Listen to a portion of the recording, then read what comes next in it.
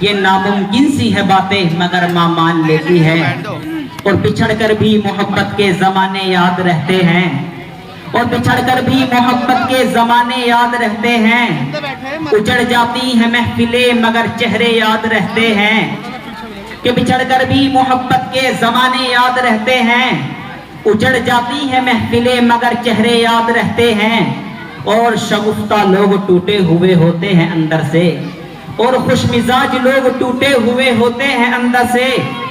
بہت روتے ہیں وہ کہ جن کو لطیفے یاد رہتے ہیں، اور یہ خوبی میرے رب نے دنیا کی ہر ماں کو بخشی ہے، اور یہ خوبی میرے رب نے دنیا کی ہر ماں کو بخشی ہے، کہ اگر وہ پاگل بھی ہو جائے تو بیٹوں کو پہچان لیتی ہے۔ حضرات، اب بنا کسی تاخیر و تمہید کے اپنے اس پروگرام کو شروع کرتے ہیں، کہیں کہہ لیجیے کہ دوبارہ سے آغاز کرتے ہیں، اور ایک بار پھر میں ان حضرات سے بڑی ہی دردمندانہ اور بڑی ہی معجزانہ درخواست کر رہا ہوں، جو حضرات میری اس آواز کو سن رہے ہیں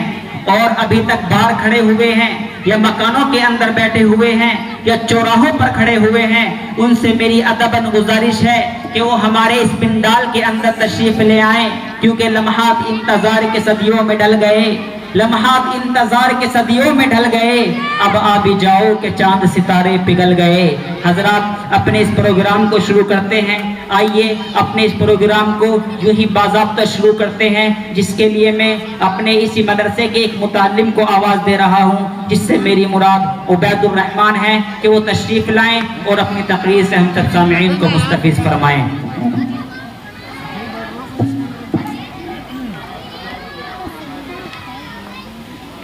بسم اللہ الرحمن الرحیم، الحمدللہ الذی لم یزل ولا یزال، والصلاة والسلام علی محمد صلی اللہ علیہ وسلم وعلی آلہ واصحابہ صاحب الکمال، اما بعد، فقد قال اللہ تعالی فی القرآن المجید والفرقان الحمید، أما الذين سعدوا ففي الجنة خالدين فيها، وقال الله تعالى أما الذين شقوا ففي النار۔ محترم حاضرین، ابھی میں نے آپ کے سامنے قرآن مجید کی 2 آیتیں پڑھی ہیں۔ اس کا سادہ سا ترجمہ یہ ہے کہ جو لوگ خوش قسمت ہیں وہ جنت میں ہیں، اسی طرح جو لوگ بدبخت ہیں وہ جہنم میں ہیں۔ اس دنیا رنگ و بو میں جب انسان آنکھیں کھولتا ہے تو دنیا اسے چاروں طرف سے گھیرنا شروع کر دیتی ہے۔ جس طرح کنویں کا مینڈک یہ سمجھتا ہے کہ اس کی دنیا کنواں ہے، اس طرح کم عقل انسان یہ عبادت کر لیتا ہے کہ اسے ہمیشہ اسی دنیا میں رہنا ہے، اور اگر بال فرض کبھی مرنا بھی ہوگا تو پھر فنا ہو جائے گا، ہڈیاں خستہ ہو جائیں گی، جسم کے اعضاء ٹکڑے ٹکڑے ہو جائیں گے، اور اس سے اس دنیا کے بارے میں کوئی سوال نہیں کیا جائے گا۔ مگر اس دنیا میں انبیاء علیہم السلام تشریف لائے، انہوں نے بتایا کہ تمہارا یہ تصور انتہائی غلط ہے، یہ دنیا امتحان گاہ ہے، یہاں تم آزمانے کے لیے بھیجے گئے ہو، یہاں کی تمہاری ہر حرکت اور ہر سکون کا حساب ہوگا۔ اگر اس دنیا کے رہنے والے انسان نیک عمل کریں گے، صحیح راستے پر چلیں گے، حق و صداقت کے علمبردار رہیں گے، خالق کائنات کے احکام کے مطابق اپنی زندگی گزاریں گے، تو پھر مرنے کے بعد کامیابی ان کا قدم چومے گی۔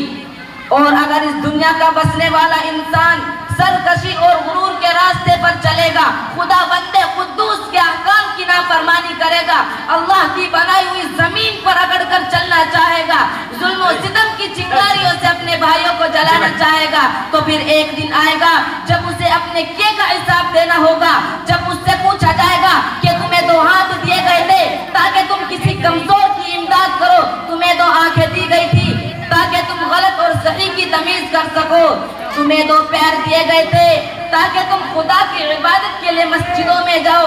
تمہیں عقل دی گئی تھی تاکہ تم باطل طاقتوں کی مکاریوں کو شکست دے سکو اور حق کی آواز کو بلند کرو۔ کیا تم لوگوں نے ایسا کیا؟ اگر ایسا نہ کیا تو یاد رکھو کہ پھر جہنم کی یہ دہکتی ہوئی آگ ہے، اس میں تمہیں ڈالا جائے گا۔ محترم دوستو، اس دنیا میں چند دن رہنا ہے، بادشاہ ہو یا فقیر، سرمایہ دار ہو یا مزدور، قوی ہو یا کمزور، عقل مند ہو یا بے وقوف، مرد ہو یا عورت، سب کو ایک یہ دنیا چھوڑنی ہے۔